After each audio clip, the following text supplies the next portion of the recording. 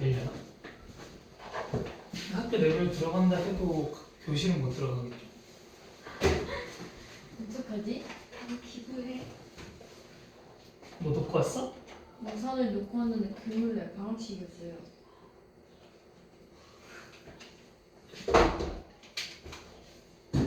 한 달 동안 그랬어요. 여기 여름방학 동안 비 제일 많이 올 텐데. 선생님 항상 삼색 볼펜, 삼색 펜으로 해설하시는 거 알죠? 잘 따라와 보세요. 어려울 수 있어, 어려울 수 있어. 근데 어려워도 괜찮아요. 지금은 괜찮아. 지금 괜찮아. 사실 너희들한테 좀 미안한 것도 있어요. 바로 고1 걸로 넘어가서 힘들었을 것 같다. 근데 문학은 기본적인 개념을 배우고 그 다음에 문제를 푸는 게 되는데 비문학은 많이 풀어봐야 돼. 그냥 많이 너희들이 글을 읽어보고 많이 풀어보고 많이 분석을 해봐야 된다. 그래야지 늘어요.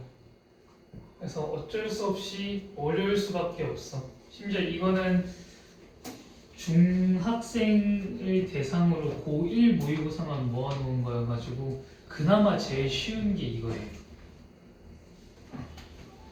근데 너희들은 아직 중1이니까 절대 틀리는 거 부끄러워하지 말고요. 틀려도 되고 물론 이제 자랑해서도 안 되겠지만 이만큼 틀렸어요 하고 자랑하는 것도 아니겠지만 그래도 뭐 틀렸다고 해서 너무 또 자책할 필요도 없다. 그냥 잘 따라와 주시면 됩니다. 우리에게 남은 시간은 더 아직 2년하고도 절반이 넘게 남았어. 같이 한번 봅시다. 내 예상 이대로만 쭉 가면은 아마 올해 말에는 너희들이 성적이 많이 오를 것 같아. 그래서 잘만 따라와 주세요. 알겠죠? 네. 알겠어? 네. 선생님 항상 사람 이름은 무슨 표시예요? 세모. 세모 표시하죠. 선생님이 읽는 속도가 원래는 선생님이 이 문제를 풀 때 읽는 속도가 어떻냐면 그냥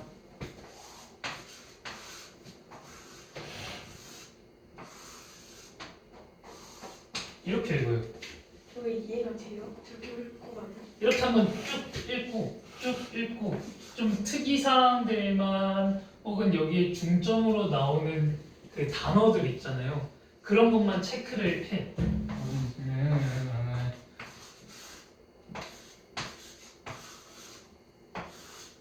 이렇게 체크를 한 다음에 한 번 이 녀석들에 집중해서 다시 읽어요. 처음에는 이런 내용 나오는구나. 이해는 몰라. 이해는 안 해도 돼. 이해는 안 해도 되고 처음에는 한번 쭉 읽을 때 이런 식으로 체크만 해. 여기 점 있는 데까지 체크했죠. 그 다음에 다시 넘어가서 18세기 경험론인데 철학자의 휴미라는 사람이 모든 지식은 경험에서 나온다라고 주장을 했구나. 그러면 경험을 좀 중시했던 사람이었겠네 하면서 머릿속에서 생각을 하면서 읽는 거야. 선생님 실제로 그렇게 똑같이 해요. 이거 똑같이 체크할 때 그냥 처음에 사람 이름 여기서 중요하게 생각하는 뭐 어휘, 단어 아니면 개념 체크 한 다음에 다시 읽어. 빠르게 다시 읽어.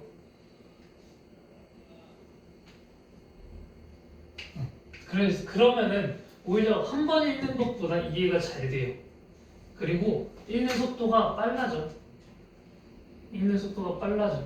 한 번 집중해서 읽는 것도 좋은데 여러 번 읽을수록 여러분들의 이해도는 올라갑니다. 알죠? 한번 이렇게 하는 방법도 있다라는 거 알아주셨으면 좋겠어요. 자, 그러면 한번 같이 읽어봅시다.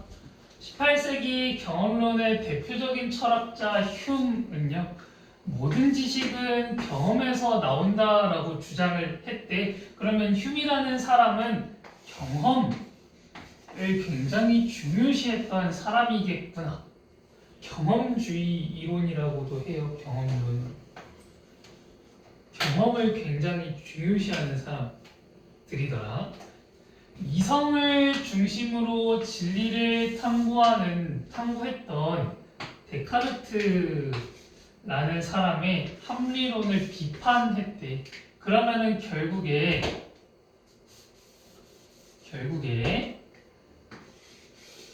흉이란 사람은 지금 이성을 좋아해, 안 좋아해? 안 좋아해요. 안 좋아해요. 이성 별로야.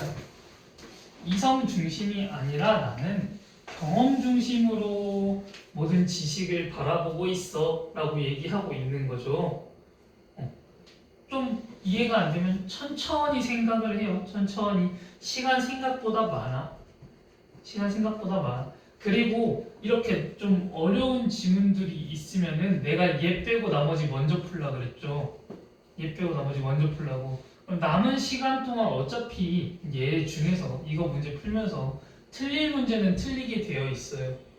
틀릴 문제까지 가져가려고 하다가 나머지를 다 틀리지 말고 그냥 차라리 이렇게 좀 어려운 것들이 있으면은 천천히 읽어서 맞출 것만 맞춘다라는 생각으로 푸는 게 정답률을 올릴 수 있는 방법 중에 하나예요. 알겠죠? 책을 닫았네? 아, 책은 빼야죠. 책은 빼야죠. 아, 그 점수가 살짝 아, 중립적이었어? 네. 그래서 지금 보면 옆에 정리 휴이라는 사람은 데카르트랑 좀 대척점에 있는 걔가 맞나? 데카르트랑 대척점에 있는 사람이었고 휴은 경험을 중요시하는 사람이었고 데카르트는 이성을 중시하는 사람이었구나 라고 생각을 하네요. 휴은 경험론, 데카르트는 합리론.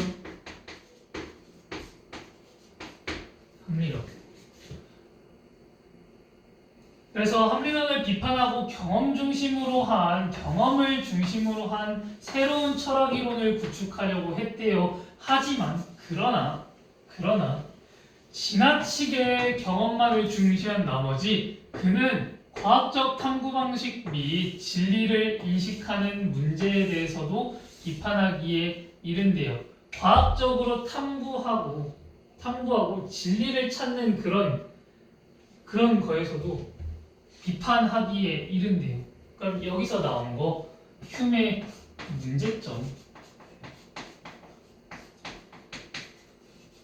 문제점으로 일단 이해가 안 돼도 적거나 아니면 머릿속에 정리를 해놓거나 여기 체크를 해놓으세요.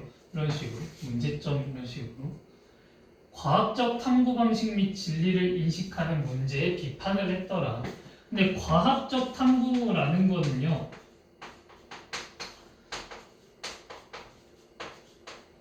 과학적 탐구라는 거는 보통 뭐에 따르냐면 인과관계에 따라요. 인과관계. 원인과 결과에서 인과관계예요.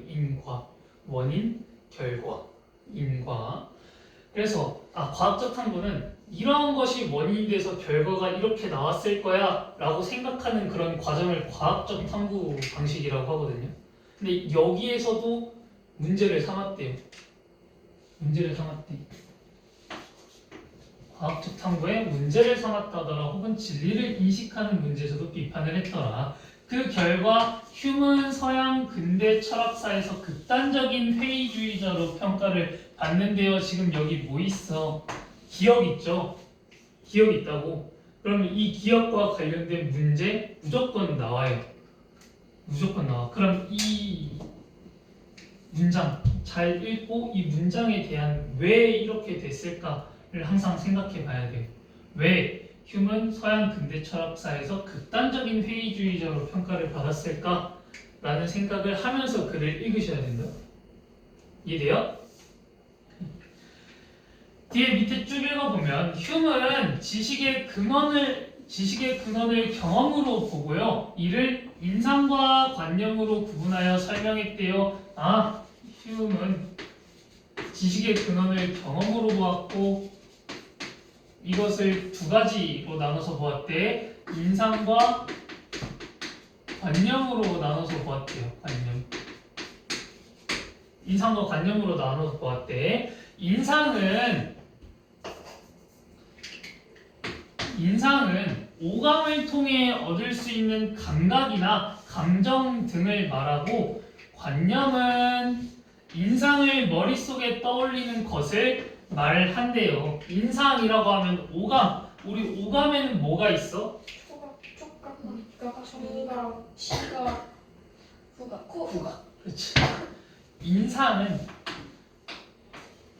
오감을 통해 얻을 수 있는 감각.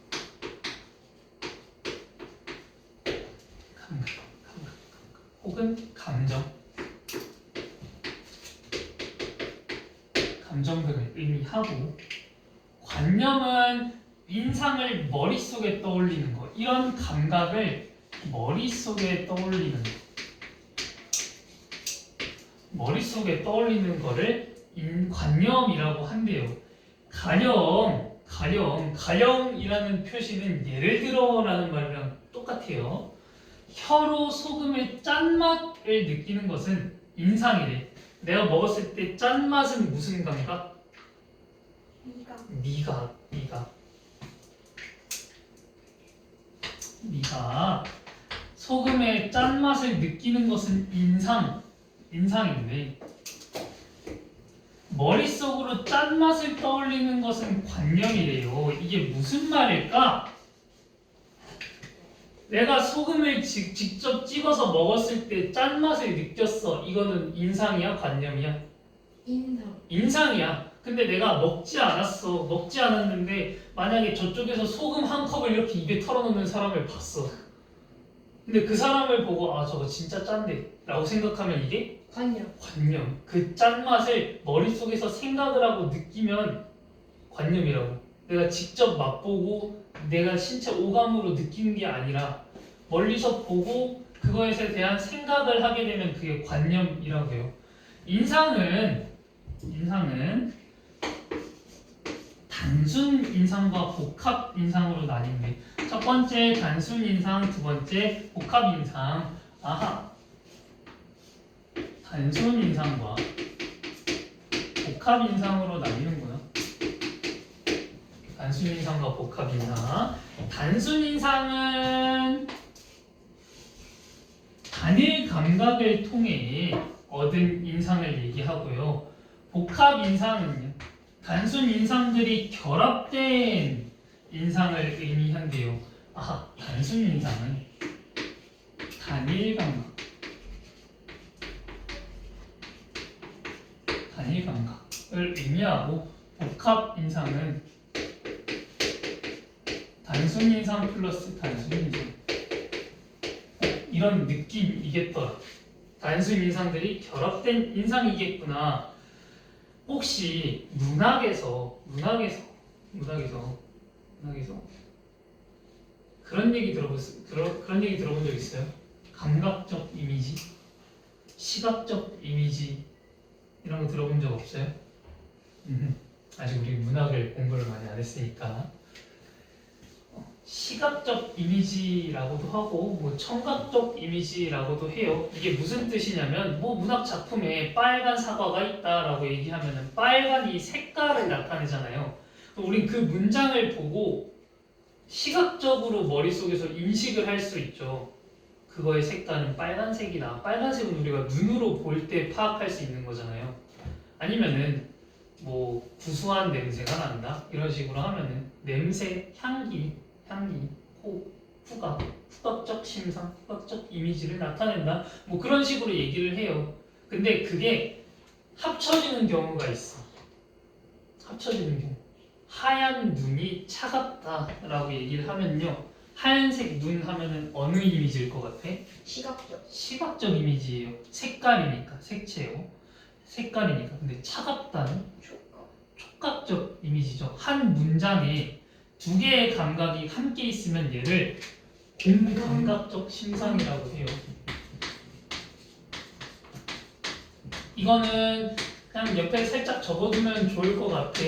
공감각적 심상이라고 하는데, 제가 무슨 의미냐면 감각이 공존한다라고 생각하시면 돼요. 감각이 함께 존재한다. 하나의 문장에 감각이 공존한다 라고 생각하셔가지고 그 앞에 하얀 눈이 차갑다라는 그런 문장처럼 두 개의 감각이 공존하는 형태를 공감각적 심상이라고 하는데 얘가 사실상 복합 인상이랑 크게 다를 바가 없다고요. 크게 다를 바가 없더라. 그래서 단순 인상, 단순한 그런 오감에서 느낀 감각들, 단일 감각들, 짠 맛이면 짠맛, 뭐 아프다 하면 그 아픈 그 촉감, 촉각, 아니면 뭐 시각이라던가 이런 감각의 단일 감각들이 여러 개가 합쳐지면 복합 인상이라고. 뭔 말인지 이해돼요? 그래서 따라서 짜다라는 단순 인상에 짜다와 희다 등의 단순 인상들이 결합된 소금의 인상은 복합 인상에 해당이 되는데 이게 무슨 소리야? 짜다는 무슨 감각? 미각이죠. 미각이야. 짜다라는 단순 인상. 짜다가 단순 인상인 거 알겠어? 단일 감각이니까. 근데 짜다 미각이었죠. 희다 시각, 흰색 시각. 미각과 시각 이런 감각들이 합쳐져서 소금이라는 인상을 밝히고 싶대요. 그러면 소금에는 지금 몇 개의 인상들이 있어? 두 개. 적어도 한 개 이상, 두 개 이상의 인상들이 있다고. 그러면 소금의 인상은 결국에 복합 인상이다라고 얘기할 수 있는 거예요. 이해돼요? 이제 좀 이해가 돼? 이해 안 되는 거 있는 사람? 이해돼요? 다시 해볼게요. 짜다라는 미각의 단순 인상에 불과한데 미각과 시각 두 가지 감각이 합쳐져 있는 그런 소금이라는 대상의 인상은 복합 인상이더라. 그리고 단순 인상을 통해 형성되는 관념을 단순 관념이라고 한대요. 단순 인상을 통해 형성되는 관념을 단순 관념이라고 하는구나. 단순 인상을 통해 형성되는 관념을 단순 관념. 단순 관념이라고 하는구나. 복합 인상을 통해 형성되는 관념을 복합 관념이라고 하는구나. 관념은 사실 좀 단순하네요.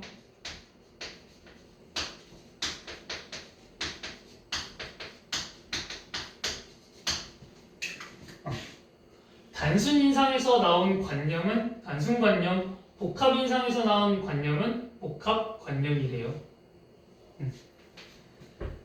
그래서 밑에 휴음은 단순 인상이 없다면 단순 관념이 존재하지 않는다고 보았대. 그러니까 내가 애초에 짠맛을 못 느끼면 소금에 대한 짠맛을 못 느끼면 그 소금을 봐도 짜다라고 인식을 못 한대요. 설득력이 있어? 네. 그런 것 같아요?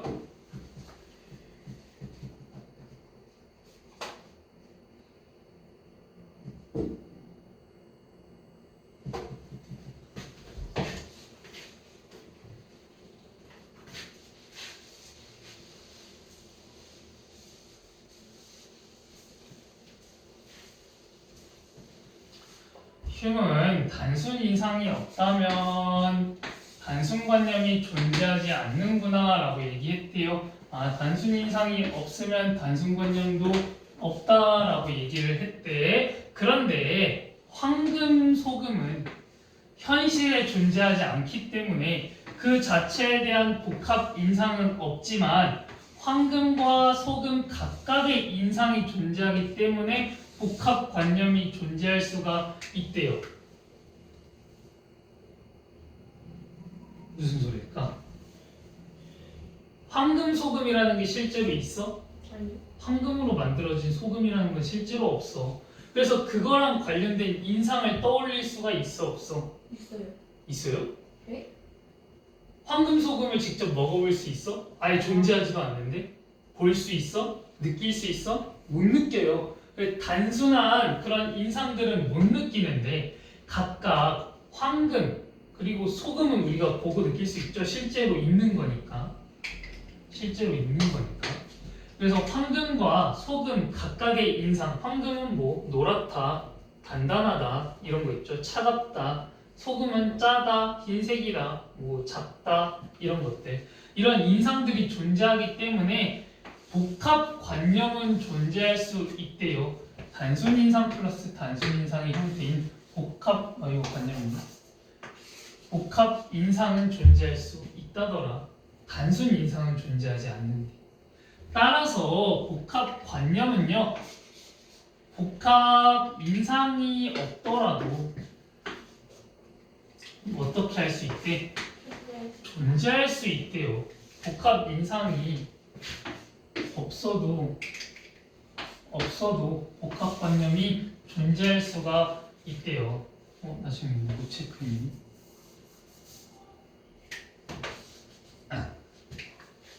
그래서 복합 인상이 없어도 복합관념은 존재할 수 있겠더라. 하지만 휴은 황금 소금처럼 인상이 없는 관념은 과학적 지식이 될 수 없다고 말했대. 복합관념만 존재할 수 있는데 얘네들은 과학적 지식이 아니야? 과학적 지식이 될 수가 없대. 인상이 없으면 과학적 지식이 될 수 없대요. 인상이 없으면 과학적 지식이 될 수 없대. 그래서 휴은 과학적 탐구 방식으로서의 인과관계에 대해서도 비판적인 태도를 보였대. 그는 인과관계란 시간 공간적으로 인접한 두 사건이 반복해서 발생할 때 갖는 관찰자의 습관적인 기대에 불과하다고 말했대요. 인과관계, 원인과 결과라는 이 관계가 인접한 두 사건, 그냥 앞, 뒤로 사건 두 개가 반복해서 발생을 할 때 갖는 관찰자의 습관적인 기대래. 그러니까 A랑 B라는 사건이 계속해서 반복해서 일어나다 보면은 결국에 그것을 보는 사람은 다음에는 무조건 이런 게 일어날 거야 라고 생각을 할 거잖아. 무슨 말이냐면 내가 처음에 강아지에게 손이 아니지 강아지에게 간식을 줬어. 그럼 강아지가 꼬리를 흔들면서 달려와. 이거를 계속 반복한다고 생각해봐. 꼬리를 흔드는 원인은 뭐야? 간식 때문에. 간식을 주는 거야. 간식을 준 거의 결과가 뭐야? 꼬리를 흔드는 거야. 근데 이 사건이 한 이틀, 3일 내내 반복이 됐어. 그러면 난 당연히 간식을 주면 강아지가 어떨 것이다? 꼬리를 흔들 것이다 라는 그런 인과관계를 갖게 된다고. 인과관계. 원인과 결과의 관계. 하지만 이거는 습관적인 기대에 불과하대요. 내가 간식을 줬을 때 얘가 이미 배가 차고 넘친 애야. 간식을 좋아하지 않는 강아지일 수도 있잖아. 간식을 줬을 때 얘가 꼬리를 흔들지 않고 오히려 내 손을 물어버릴 수도 있다고. 그런 경우는 배제한 그런 인과관계는 습관적인 기대에 불과하다라고 얘기하고 있는 거예요. 이해가 돼요? 즉 까마귀 날자 배 떨어진다라는 속담이 의미하는 것처럼 인과관계는 필연적인 관계임을 확인할 수 없다는 것이다. 까마귀 날자 배 떨어진다라는 속담 알아요? 까마귀가 날아오르는 사건을 A라고 칭할게요. 배가 떨어지는 사건을 B라고 칭하면 까마귀가 날아오르는 사건과 배가 떨어지는 사건을 관찰할 수는 있지만 까마귀가 날아오르는 사건이 배가 떨어지는 사건을 야기했다라는 생각은 추측일 뿐이래. 야기했다가 무슨 뜻이야? 우리 외우지 않았어? 말했다. 어떤 결과를 불러. 일으키다. 맞아요. 도움이 되죠. 야기했다. 불러일으키다. 까마귀가 날아오르는 사건이 배가 떨어지는 사건을 불러일으킨다라는 생각은 추측일 뿐 두 사건의 인과적 연결관계를 관찰할 수 없다고 주장을 했대요. 언제나 까마귀가 날아오르면 배가 떨어질까? 이런 생각을 좀 해보라는 소리네요. 휴는. 아니면 까마귀가 날아오르는 사건이 영향은 줄 수 있지만 이게 필연적인 관계, 필연적인 반드시 이루어져야 될 관계를 얘기해요. 반드시 일어날 관계는 아니더라 라고 얘기를 하고 있는 거예요. 결국 인과관계란 시공간적으로 인접한 두 사건에 대한 주관적인 판단에 불과하대요. 판단. 과학적인 사고는 절대로 주관이 들어가면 안 돼요. 객관적인 사실에 근거해서 결과를 만들어내야 돼. 근데 이게 결국에는 주관적인 판단에 불과하대요. 왜 객관적인 사실만 들어가야 되는지 알아요?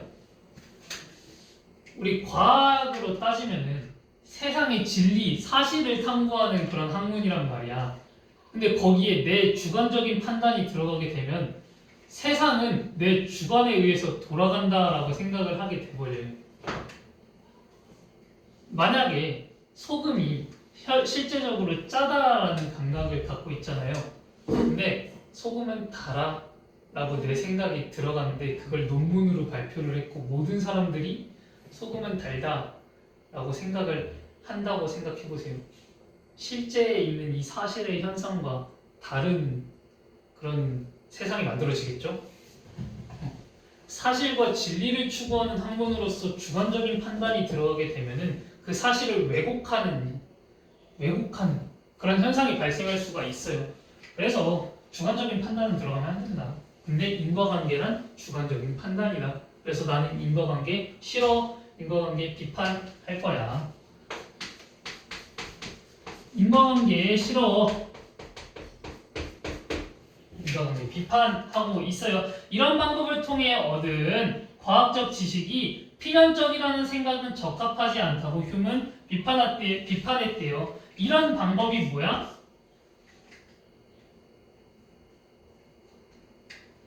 이런 방법이라고 하면 뭐예요?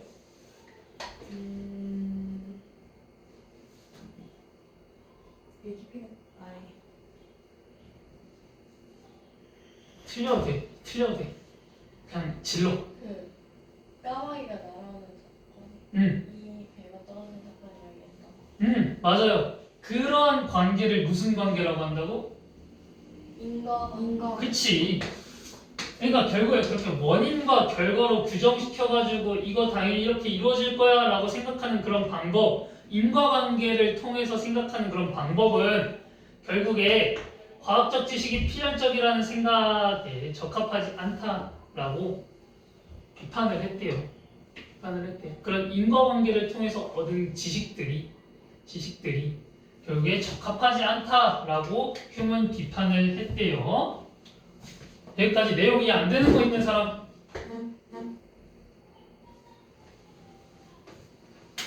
잔뜩 피곤한 표정이야. 다들 잔뜩 피곤한 표정. 이거 정리만 한번 잘 해두면 문제 푸는데 도움 정말 많이 되거든요. 그래서 지금 내가 옆에 위에 적고 있는 이런 것들 절대로 그냥 대충 적는 거 아니에요. 생각하면서 적는 거예요. 또한 휴먼 진리를 알 수 있는가의 문제에 대해서도 회의적인 태도를 취했대요. 회의적인 태도면 어떤 태도야? 좀 공식적인 태도야? 어? 단점이 뭐라고? 완전히 안 나오지 않나? 아직 완전히 안 히읗이 안 들어갔어. 겸손. 겸손한 태도야? 우리 회의합시다 할 때 안 그 태도? 좋아. 부정적인 것 같은데. 부정적인 태도예요. 부정적인 태도. 회의적인 태도라고 하면요. 다음 주에 선생님한테 쿠폰 달라 그래. 회의적인 태도라고 하면은 좀 부정적인 태도예요. 나 그거 좀 그렇게 좋게 생각 안 해. 이런 태도예요. 회의적인 태도, 부정적인 태도. 그거에 동의하지 않는다라는 그런 태도를 회의적인 태도라고 하고요. 그러니까 진리를 알 수 있는가라는 문제에 대해서도 그렇게 막 긍정적으로 보진 않았대. 부정적인 태도를 취했대요. 전통적인 진리관, 전통적인 진리관이라고 하면 전통적으로 그 진리를 탐구했던 그런 관점에서는요, 진술의 내용이 사실과 일치할 때 진리라고 본대. 진술의 내용이 사실과 일치하게 되면 이거는 뭐라고? 진리라고요. 진리. 하지만 흉은 진술 내용이 사실과 일치하는지 여부를 어떻게 할 수 없다고 봤대? 판단할 수 없어. 판단할 수 없대. 아, 이거 판단 못해 라고 얘기를 한 게 흉의 말이에요. 흉은 내용과 사실이 어떻게 일치하는지 판단할 거야? 라는 그런 의문을 가졌대요. 예를 들어 소금이 짜다라는 진술이 있어요. 누군가 소금이 짜다라고 얘기를 했어. 말을 했어. 근데 이게 진술이 그 말이 진리, 어떠한 사실이 되려면요, 실제 소금이 짜야 한대요. 저 말이 진짜가 되려면, 우리가 모두가 알고 있는 그런 진실된 이야기가 되려면요, 실제로 소금이 짜야지 이 말이 맞겠죠. 내가 소금이 달아 라고 얘기했을 때 실제로 소금을 찍어 먹었는데 짜면은 그건 진리가 돼? 안 돼? 안 돼요. 근데 소금이 짜다라고 했던 그 진술이 실제로 소금이 짜야지만 그게 진리가 될 수 있다고. 그런데 휴음에 따르면 우리는 감각기관을 통해서만 세상을 인식할 수 있기 때문에 실제로 소금이 짠지는 알 수가 없대요. 그러므로 소금이 짜다라는 진술은 내 입에는 소금이 짜게 느껴진다라는 진술에 불과할 뿐이라고 합니다. 그러니까 그 소금이 나한테는 짜게 느껴져 라고 얘기는 할 수 있는데 그게 실제로 짠 건지는 알 수가 없대요. 무슨 소리야? 이게 무슨 소리야?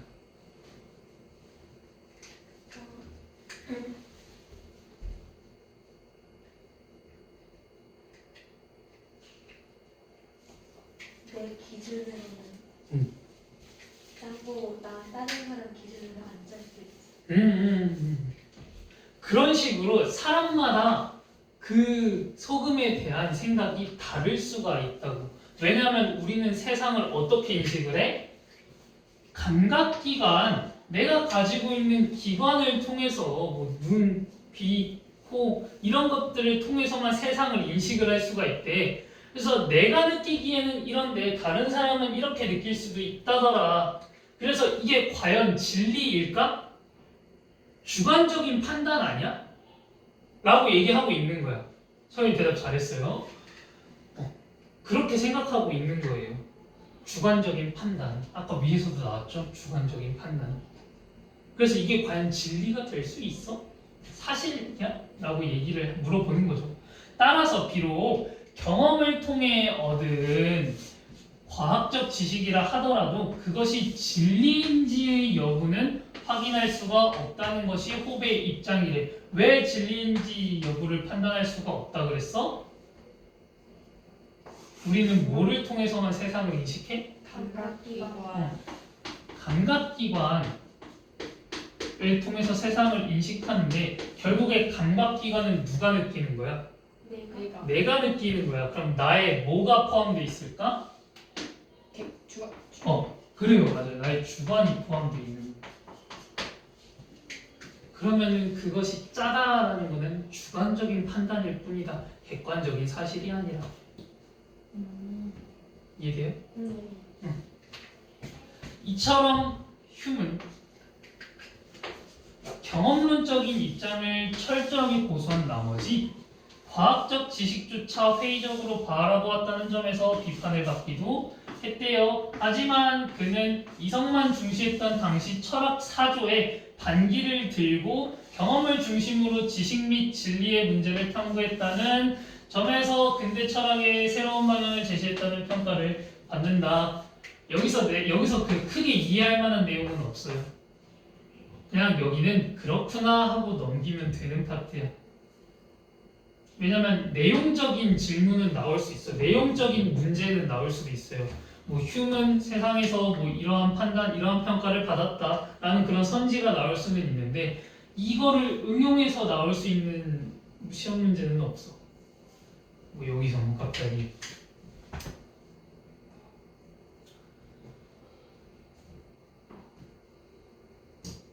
예시로 들어줄 것도 없어. 예시로 들어줄 것도 없어.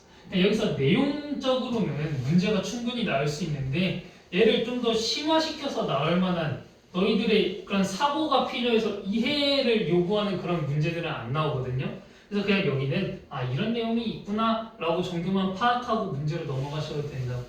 이해돼요? 그래서 여기 내용은 결국에 그때 당시에는 이성만 중시를 했대. 데카르트의 합리론 있죠, 저거. 이성만 중시하던 그런 사회 분위기였는데 그런 사회 분위기 속에서 뭐를 중시하는 관점을 내보내? 경험을 중심하는 그런 관점을 만들어냈다라는 그런 평가를 받고 있대요. 내용 이해돼요? 네.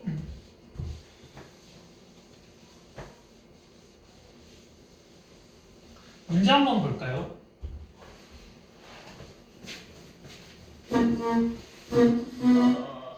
자, 여러분들은 몇 번이죠? 7번. 7번. 밑글을 통해 알 수 있는 내용이 아닌 것은 데카르트는 이성을 중시하는 관점에서 진리를 찾으려고 했고 데카르트는 이성을 중시하는 관점, 합리론의 관점에서 진리를 찾으려고 했고요. 전통적인 진리관에 따르면 진리 여부를 판단하는 것은 불가능하다라고 얘기했대요. 맞아요? 아니요. 아니죠. 왜? 전통적인 진리관이 아니라 누구에 따르면? 흉에 따르면. 흉은 왜 진리 여부를 판단하는 게 불가능하다 그랬어? 감각은 결국에 감각 기관은 결국에 누구의 뭐다? 감각 기관에서 느끼는 것들은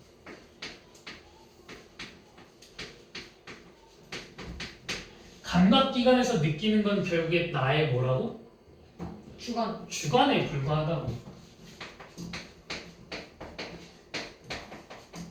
나의 주관에 불과하더라. 그럼 주관적인 판단에 의한 것은 절대로 진리가 될 수 없다라고 얘기했기 때문에 전통적인 진리관이 아니라 흉에 따르면 진리 여부를 판단하는 것은 불가능하다가 나와야지 정답이 되겠죠.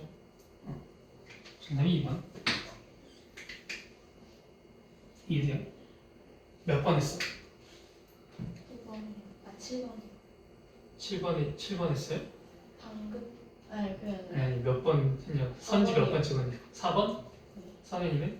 저 5번이요. 5번이요? 자, 한번 봅시다. 휴무는 합리론의 반기를 들고 반기 맞죠? 여기까지는 맞아. 새로운 철학이론을 구축하려 하였대요. 맞죠? 네. 원래 철학이론은 어땠다고? 뭐를 중시하는 철학이론? 이성을 중시하는 철학이론이었죠. 근데 휴무는 이 이성을 중시하는 그런 이론을 반기를 들고요. 뭐를 중시하는 이론을 만들어? 경험을 중시하는 이론을 만들었어요. 그래서 4번은 정답이 될 수 없다. 맞는 내용이기 때문에 5번 휴는 인상을 갖지 않는 관념이 과학적 지식이 될 수 없다고 보았대요. 그대로 있죠? 인상이 없는 관념, 과학적 지식이 될 수 없더라. 5번도 정답이 될 수 없겠다. 왜? 내가 이래서 정리하는 거에 좀 중요성을 두는 거야. 일단 몰라도 이해가 안 돼도 정리를 하고 넘어가. 그럼 문제 풀 때 도움이 돼요. 이거랑 똑같은 말, 똑같은 그 정리본만 찾으면 되거든. 이거 정리 안 하고 그냥 여기서 쭉 읽고 넘어가잖아. 그러면은 이거 문제 보고 다시 본문 와가지고 다시 찾아야 돼. 근데 이게 한 선지 볼 때마다 이 과정이 반복이 돼요.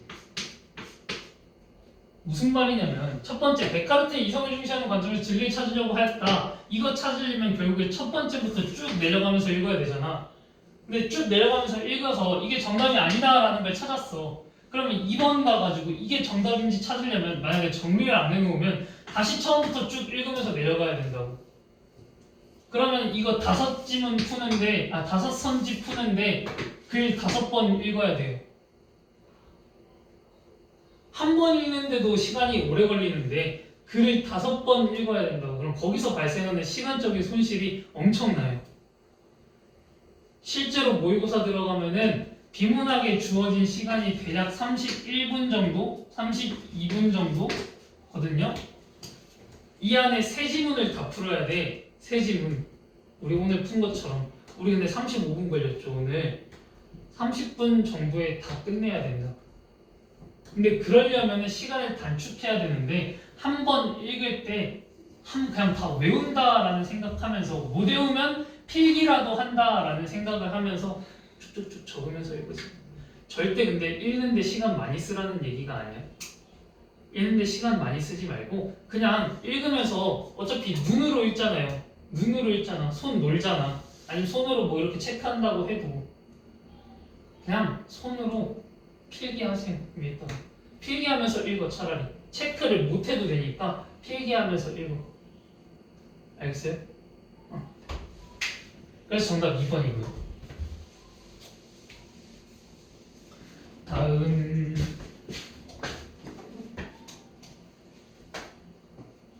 17번인데 여러분은 8번이죠. A를 바탕으로 할 때 기억의 이유로 가장 적절한 거래. A 맨 마지막 지문 있죠. 여기 이 파트 이거 이 파트 또한 휴먼 진리를 알 수 있는가, 진리를 알 수 있는가에 대한 문제 제기한 거. 이거랑 기억의 이유랑 연관지어서 얘기해보래요. 휴먼 서양 근대 철학사에서 극단적인 회의주의자로 평가받았대. 왜 회의주의자로 평가를 받았냐라는 내용이 여기 A에 나와 있어야 된다고. A에 나와 있어야 된다고. 이거랑 관련지어서 한번 생각을 해봅시다. 선지 보시면요. 인상이 없는 지식은 진리가 아니라고 보았기 때문에 극단적인 회의주의자라고 얘기를 했을까? A는 지금 뭐에 대한 얘기야? 힘의 입장. 휴메의 입장. 뭐 어떤 소재에 관련된 내용이에요? 감각. 인상이랑 관념에 대한 얘기야? 진리? 진리에 관련된 얘기죠. 그럼 이거의 정답도 진리랑 관련된 정답을 찾아야 돼요. 근데 지금 인상이 없는 지식이 진리가 아니다라는 내용이 있었어요. 인상이 없는 거는 과학적 지식이 아니다라고 했지 진리가 아니다라고 얘기 안 했어. 이성만으로는 진리를 탐구할 수 없다고 생각했기 때문에라는 그 내용이 A에 나와 있었냐? 이성과 관련된 내용이 있었어요?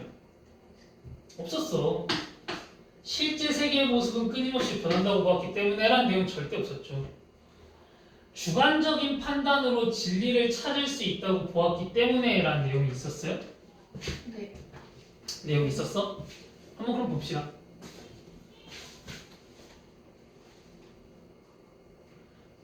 여기서 관점을 맞춰야 되는 거는 왜 회의주의자라고 판단이 됐냐, 왜 회의주의자라는 평가를 받았냐 라는 건데, 여기 보시면 이처럼 휴먼 경험론적 입장을 철저히 고수한 나머지 과학적 지식조차 회의적으로 바라보았다는 점에서 비판을 받았대. 근데 그 내용이 앞에 나와 있겠죠. 우리 선지 보시면요, 주관적 판단으로 진리를 찾을 수 없다라는 내용이 회의주의자랑 관련이 되어야 하는데 여기 내용 보면은 주관적인 판단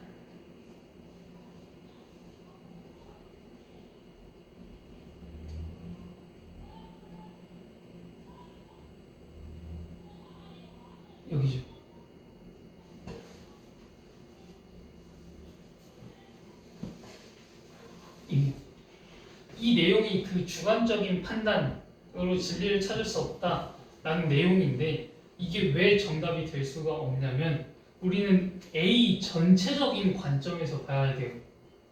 A의 전체적인 관점에서 얘가 무엇을 말하고 싶은가를 봐야 되는데 이거를 찾으려면 아주 좋은 방법이 이런 키워드들을 잘 찾아내는 거예요. 따라서의 의미는 결국에 위에 있던 내용을 전부 다 요약해서 얘기하겠다. 정리해서 얘기를 하겠다. 미안해요. 정리해서 얘기를 하겠다라는 그런 뜻이야. 그럼 결국에 위에 있는 이 내용을 전부 통틀어서 하고자 하는 얘기가 경험을 통해 얻은 과학적 지식이라 하더라도 그것이 진리인지의 여부는 확인할 수 없다라는 것이 휴메의 입장이다라는 얘기를 하고 싶었던 거예요. 위의 내용이. 4번은 부분적으로 봤을 때는 이거 정답일 수 있을 것 같아 라는 생각이 들어요. 왜냐면 그 내용이 실제로 있었으니까. 근데 그 내용이 A 전체의 내용을 대변하지는 못하더라고요. 그래서 이런 거 낚이면 안 돼요. 정답을 찾을 때 이 부분에 나왔던 내용이네 하고 그거 체크하면 틀려. A 전체의 내용을 통틀어서 나온 답변을 찾아야 돼요. 영어에서도 똑같아. 영어 모의고사 쳐본 적 없죠? 있어요? 느끼요. 아니요. 빈칸 문제라던가. 쳐본 적 있어요? 아니면 뭐 주제 파악이라던가? 없어? 영어 지문에서도요. 영어 지문 쫙 있고 이 글의 주제로 알맞은 것은 이런 문제가 나와요. 근데 거기에 제일 많이 등장하는 그 페이크 선지가 이런 선지예요. 전체적인 내용을 파악을 해야 되는데 이 중간 일부 내용이 마치 주제인 것처럼 선지에 써 있어. 그거는 주제가 아니라 그 주제를 설명하기 위한 일부 내용에 불과해요. 주제가 될 수 없다. 그래서 우리는 좀 전체적으로 보는 시각을 키워야 돼. 절대 이런 거에 낚여서는 안 돼. 4번이 그래서 정답이 될 수 없는 거야.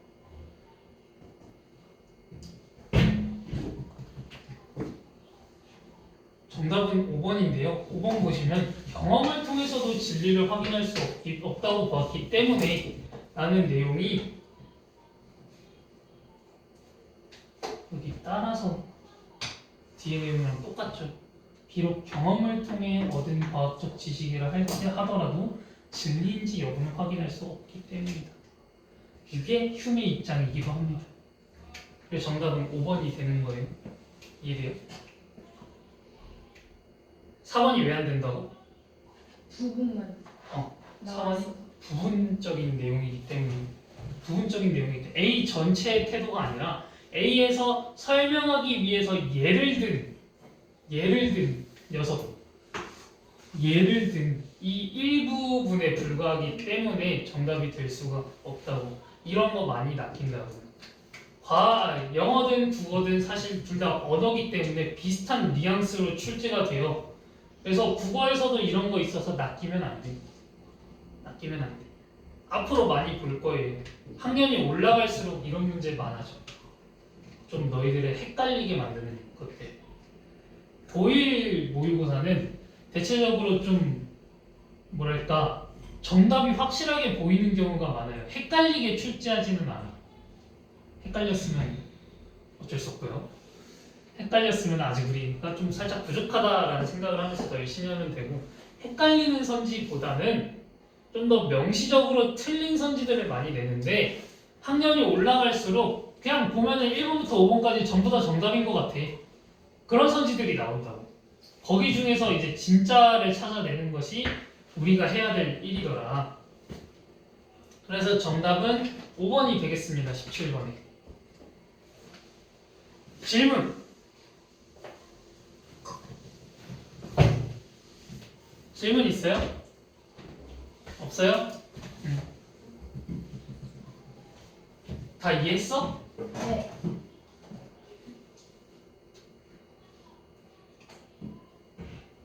했어? 8번 윗글에서 언급된 휴메의 관점에서 보기를 이해한 것으로 적절하지 않은 거래요.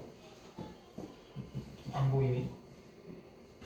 휴메의 관점에서 보기를 이해한 거.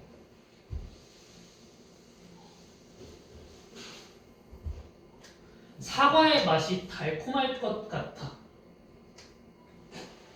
이거는 인상이야, 관념이야? 인상. 관념이죠. 아 아니요. 왜 관념이야? 달콤. 달콤할 것 같아. 직접 먹어봤어? 아니요. 아니야. 안 먹어봤어. 달콤할 것 같아. 상상이기 때문에 그래. 이 사과는 빨개. 인상. 인상이죠.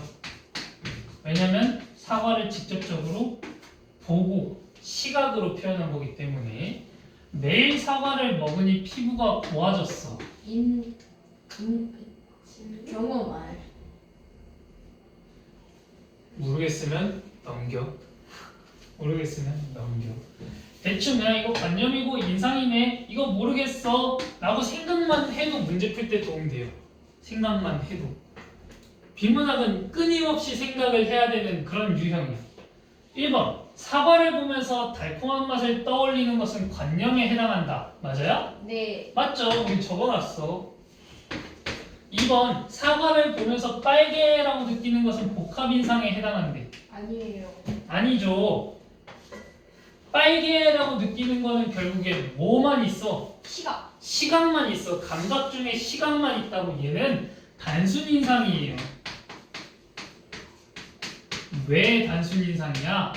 단일 감각으로만 이루어져 있기 때문에. 그 중에서도 시각으로만 이루어져 있기 때문에 얘는 단순인상이지 복합인상이 될 수 없다. 정답 2번.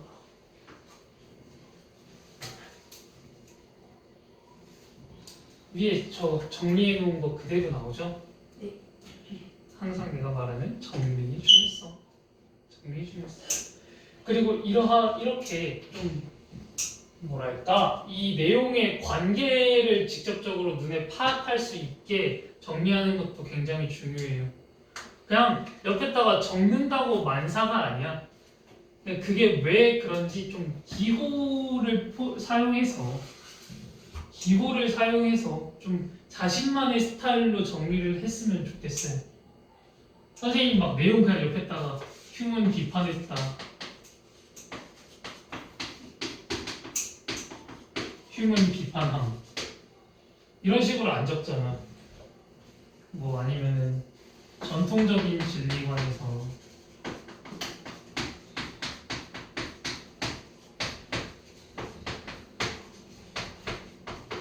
진술의 내용이 사실과 일치할 때 이런 식으로 하나하나 다 적기 시작하면은 시간 버리는 거야. 정리하는 의미가 없고 오히려 정리했을 때 시간이 더 많이 쓰이는 거. 그냥 너희들이 알 수 있는 키워드만 딱딱 빼서 기호로 표시하라고. 전통적인 진리관에서는 내용과 사실이 일치할 때 진리라고 보았다. 이런 식으로. 그러면은 위에 내용 전부 다 안 써도 밑에 내용 파악 가능하잖아요. 이것만 보고도. 너희들이 알아볼 수 있는 기호로 적는 게 정말 중요해요. 내가 정리하라고 해서 이런 식으로 정리하면 안 돼. 이런 식으로 아니면 이런 식으로. 휴먼 경험을 인상과 관념으로 나눴는데 인상은 오감으로 느끼는 감각과 감정이더라. 그리고 관념은 그런 감각과 감정을 머릿속에서 떠올리는 것들이더라. 인상은 단순인상과 복합인상으로 나누어지는데 단순인상은 단일 감각을 통해 느끼는 것을 의미하고 복합인상은 단순인상과 단순인상이 합쳐진 그런 인상이더라. 복합인상에서 나온 건 복합관념이고 단순인상에서 나온 건 단순관념인데 단순인상이 없으면 단순관념도 존재하지 않더라. 근데 복합인상이 존재하지 않아도 복합관념은 존재할 수 있더라. 위에 있던 내용 이걸로 설명 다 가능하잖아. 이런 식으로 앞으로 표현해 봐요. 정말 돈 많이 줘.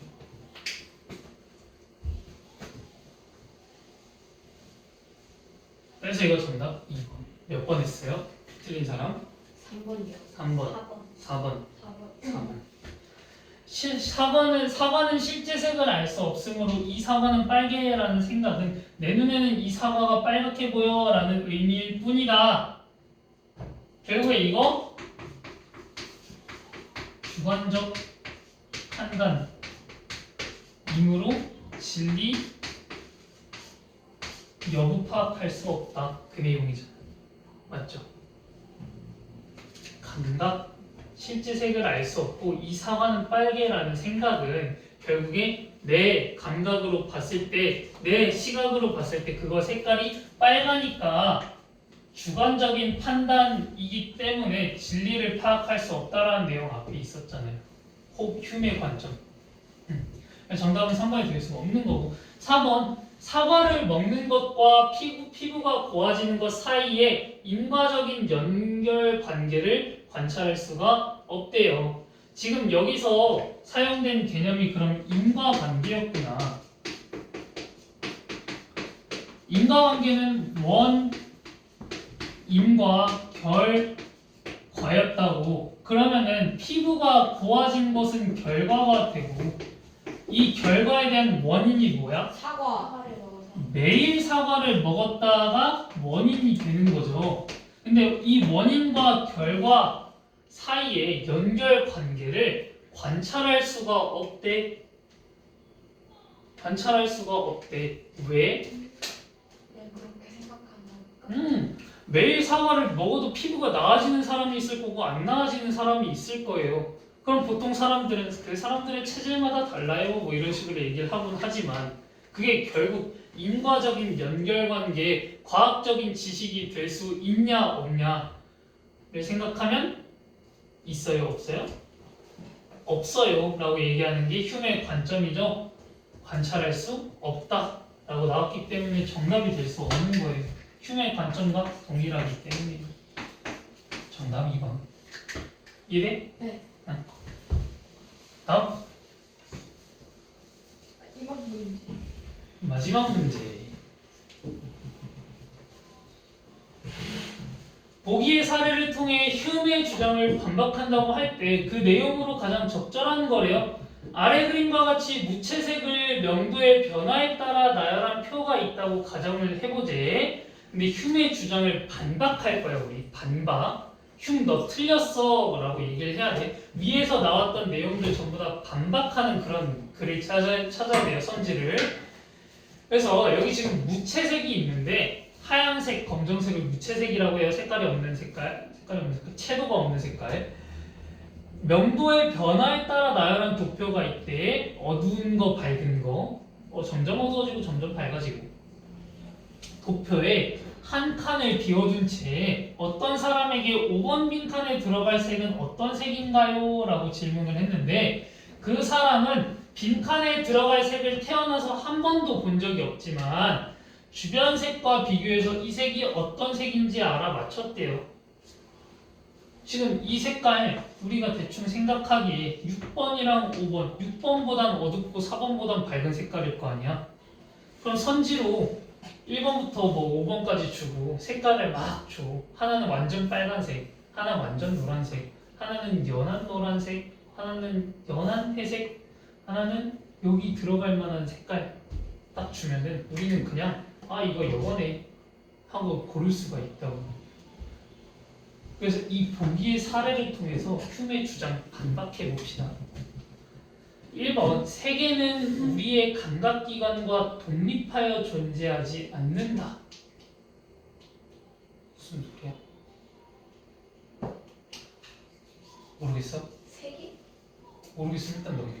2번 감각적으로 경험하지 않은 단순 관념이 존재할 수 있대요. 네. 네. 이거야? 네. 맞죠? 우리가 직접 보지 않아도 우리 이거 지금 색깔 봤어? 아니요. 색깔이니까 시각이랑 관련이 있겠죠? 네. 우리가 직접 그걸 보지 않아도 이게 무슨 색깔인지 알 수 있다고, 맞출 수 있다고. 그래서 감각적으로 경험하지 않은 단순 관념이 존재할 수가 있다고. 우리가 시각적으로 보지 않아도 생각, 상상, 관념은 상상이니까 생각할 수 있는 것이 존재한다. 그래서 정답은 2번이 되는 거예요. 틀린 사람 저요. 몇 번 있어요? 4번이요. 4번. 지민이? 3번이요. 3번이요. 3번 봅시다. 관찰과 경험을 통해서 얻은 지식은 필연성을 갖게 된대. 관찰과 경험을 통해서 얻은 지식은 필연성을 갖게 된다. 근데 왜 깜빡거리니?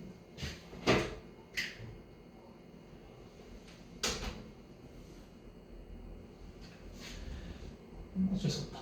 관찰과 경험을 통해서 얻은 지식은 필연성을 갖게 된다가 이 윗글의 내용이랑 한번 같은지 봅시다. 관찰과 경험.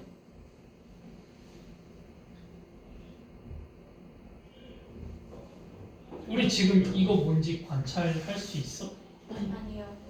그리고 이게 무슨 색깔인지 경험을 해본 적이 있어요? 없어요? 그래서 지금 이거는 위에 글이랑 연관을 지어야 돼. 이 선진 위에 글이랑 흉의 주장에 반대되는 것과 연관을 같이 지어야 돼. 이것만 해당이 되고 흉의 주장에만 해당이 되면은 그건 정답이 될 수 없어. 이거랑 관련 지어서 생각을 해야 돼요. 알겠죠?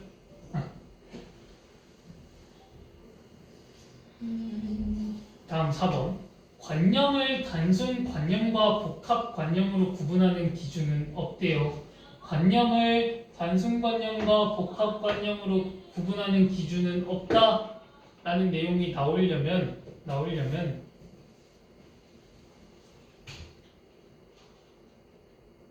이런 그 감각의 종류라고 해야 되나? 감각의 종류, 감각의 개수랑 관련된 내용이 나왔어야 됐을 것 같아요. 만약에 단순 감각과 복합 관계 간의 그 개수 차이의 그런 기준이 없다라고 생각을 하려면 아까 소금처럼요. 짜다, 희다 그런 감각의 개수로 복합관념, 단순관념을 나누면 안 돼라는 내용이 여기 나와야 돼요. 감각의 개수는 단순관념과 복합관념을 나눌 수 있는 기준이 아니야라는 내용이 여기 나와야 된다고요. 그럼 감각의 개수랑 관련된 내용이 나와야 되는데 여기는 그런 내용은 없더라. 그래서 정답은 4번이 될 수가 없습니다. 정답 2번입니다. 이해돼요? 네. 자, 여기까지 하고요. 정리합시다. 이번 시험 많이 어려웠어요? 네. 네, 맞아요. 내용은 짧았는데 이해는 어려웠나 보네. 네. 정리할 거고요. 숙제 1번 그거 틀린 거 5초.